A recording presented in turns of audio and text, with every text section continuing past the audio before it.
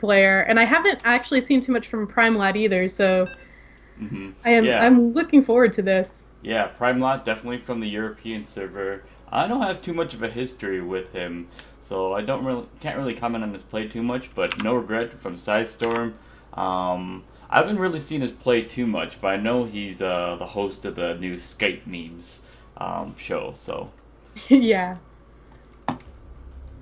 All right, here we are, Hawkeye. Who do we have spawning in the top left?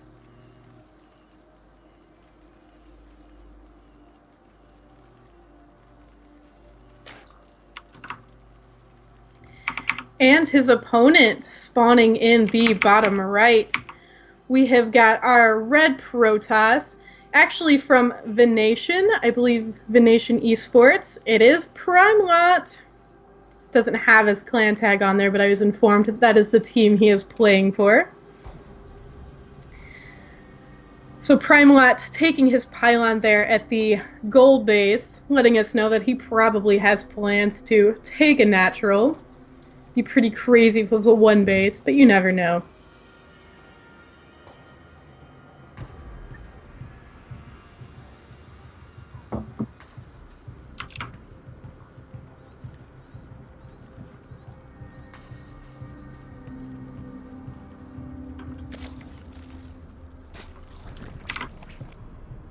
Yeah.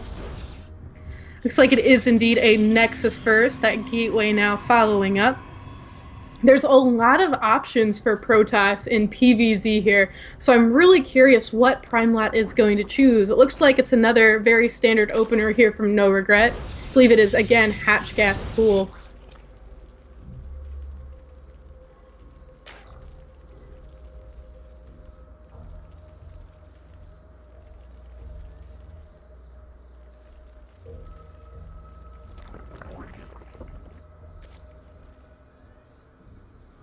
Yeah, I do sometimes see pretty aggressive plays on Prion Terraces. It wouldn't surprise me if we had a 2 base all in, but it also wouldn't surprise me if players played out a more macro game here. We'll just have to see what our players decide to do.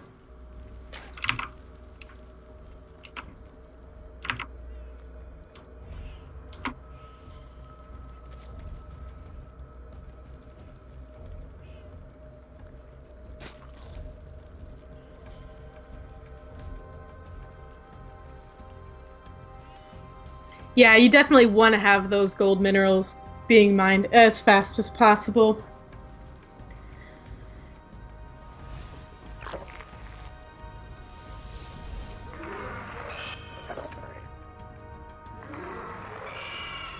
Yeah.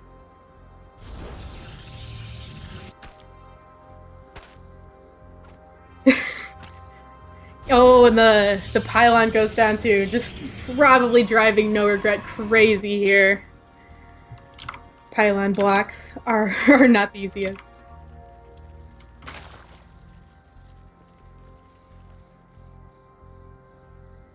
It's like that pylon will finish, so that is 100 minerals spent, but that's 100 minerals to make sure your opponent takes that gold base as late as possible, so I'd say that's probably worth it here for PrimeLot.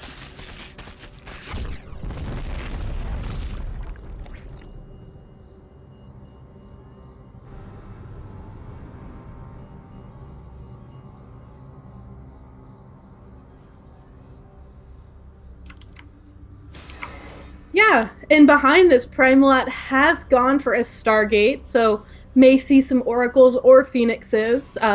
Both are very strong. We've got a couple more gateways being added on as well. And it looks like No Regret going for a lair as well.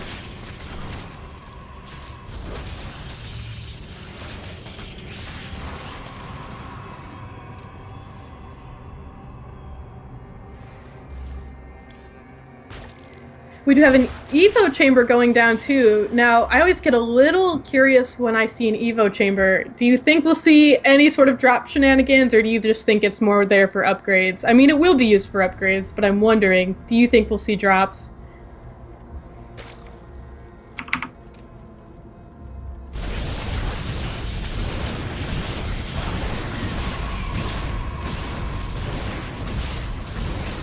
Yeah.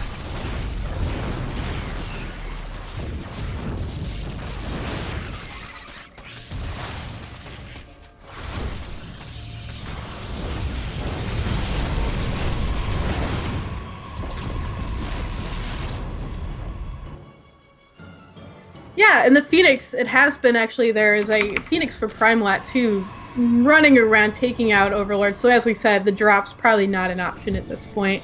Twilight Council also following up here for Primelat. More Phoenixes on the way. Now, Phoenix seems to be really popular now in PvZ, and it can do really well with some really nice control.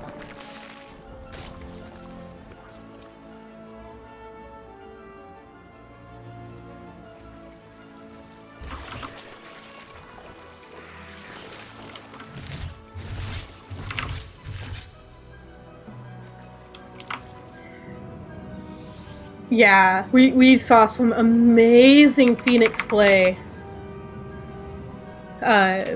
in those games. It was just, it was unreal, just thinking back on it. But we do have Resonating Glaives being chronoed out now for Primelat. He is going to go for some Adept Harass, maybe with some Phoenix Harass behind it too. We've seen that be very powerful. In fact, I think we did see that from Monty last night. It looks like we are seeing a very similar strategy again.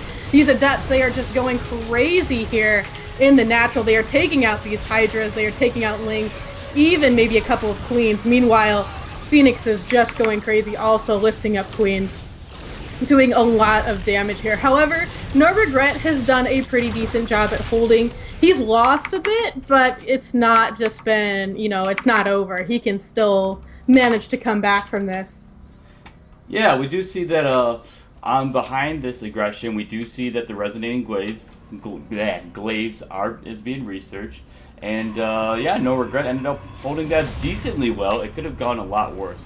We'll put it that way. So third base is just finishing up, and these Zerglings are actually going to jump on it and actually catch a bunch of these sentries here. So oh, look at that. Those sentries are lifted. That is a brilliant move. Yeah, it's trying to save the sentries, but it's all for naught because the Zerglings come in and wreck them anyway. Yeah, eventually they do fall, but I'm going to remember that. I thought that was rather intelligent. Yeah, definitely not the first intuitive thing that you would think with Phoenixes, but definitely we've seen some really cool moves with that. And we've got Charge being researched now. Immortals coming out. Double Robo. I love to see that. Double Robo, very powerful. Phoenixes, though, they are still running around doing a lot of damage.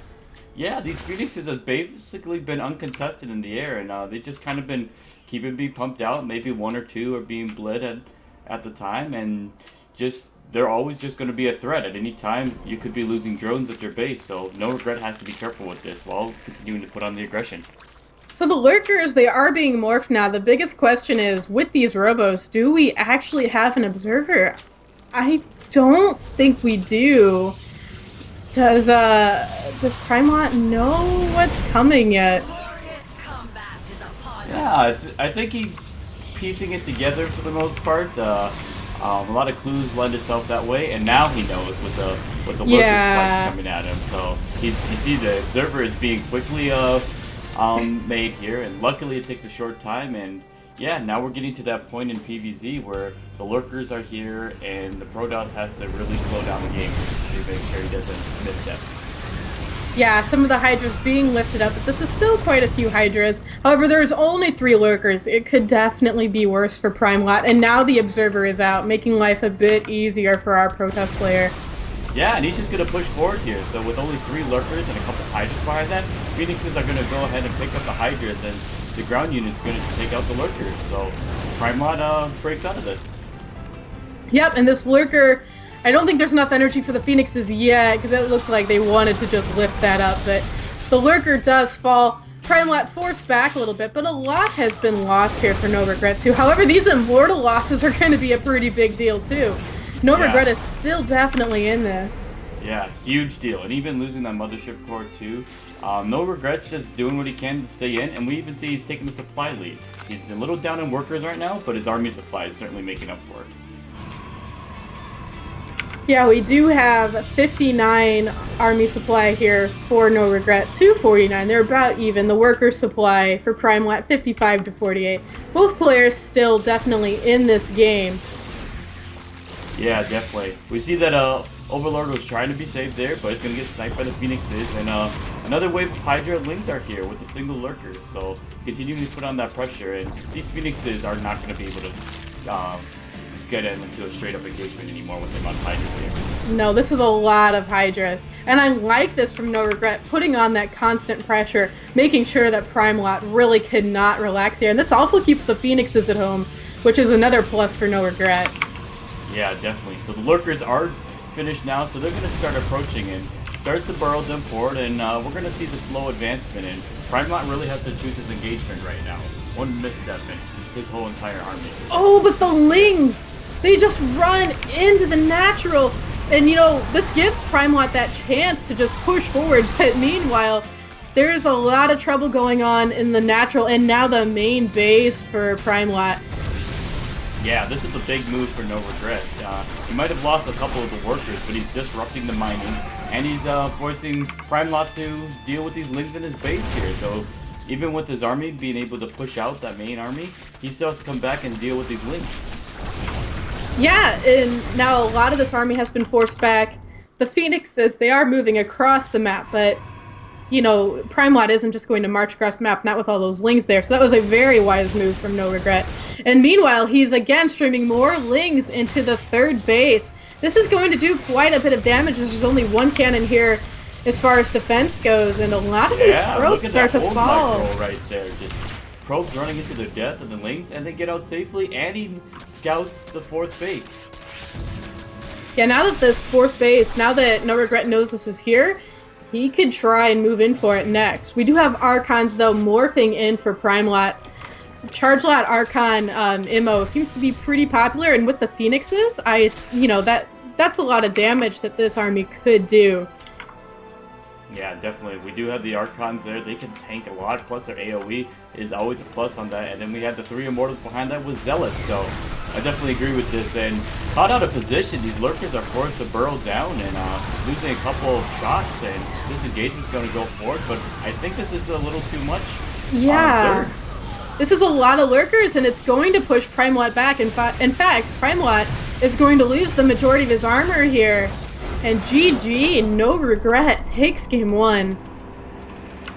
Yeah, great games from No Regret to start this off here, but Primelat definitely showed that he was in it. His Phoenix control was huge in the early stages of the game.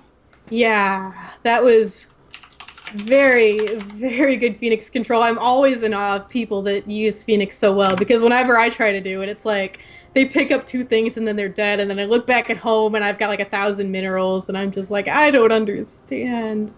Yeah, definitely. Well, now that the JaKaTaK is here, I'm going to go back into the shadows. That is the Observer production role, and I'll let you guys take it away. All right, thank you, Hawkeye. Yeah. Bye, Hawkeye. Can everyone hear me? Hi, Koshkii. Hi, JaKaTaK. How are you? I am good. How are you? I just got out of a literal 4-hour meeting. I was like, oh yeah, I can totally help out, guys. I have a meeting in like 15 minutes, but it'll only be a problem if it goes like for 4 hours. Oh, and I was just like, no. well, I think 3 hours and 49 minutes. So the word literal was not appropriate there, but it was a very productive meeting. Awesome stuff happening that I can never talk about. But speaking of awesome stuff, I have to ask though, real quick, I was watching that game. It appeared to me that No Regret was using Lurkers. And unless there was a balance change that I wasn't aware of, Lurkers are still tier 2 to tier 3 units. So what's going on there? Like, why isn't he only building Lings and Mains? Why is he teching up? He's No Regret. He's not supposed to be doing that. That's a good point. I would consider the Lurker a tier 2 unit. Yeah. Yeah. That's definitely not tier 1 question. You know? Ooh. Gonna have to ask him about that later in the the ever important interview. Excuse me. Well, sometimes winter just shows up and you don't expect him. Our second map here, Ruins of Ceres. Yep. So who won that last game? I didn't get to watch the rest of it because of delay. That was No Regret. Yeah. Nice. Very that was nice a really defense. cool like lurker contain move. Like I'm not gonna let you get your forces together or make any bases, and Yeah. lurkers are pretty good, so that was quite helpful. Ruins of Saras, very fantastic, gigantic map. I think it's one of the maps we will be sticking with as things move on into Season 2. Yeah. It's a large map, but you can still do some really, you know, like Zerg, and they can do a lot of early pools still, depending on spawning positions. But here we are spawning in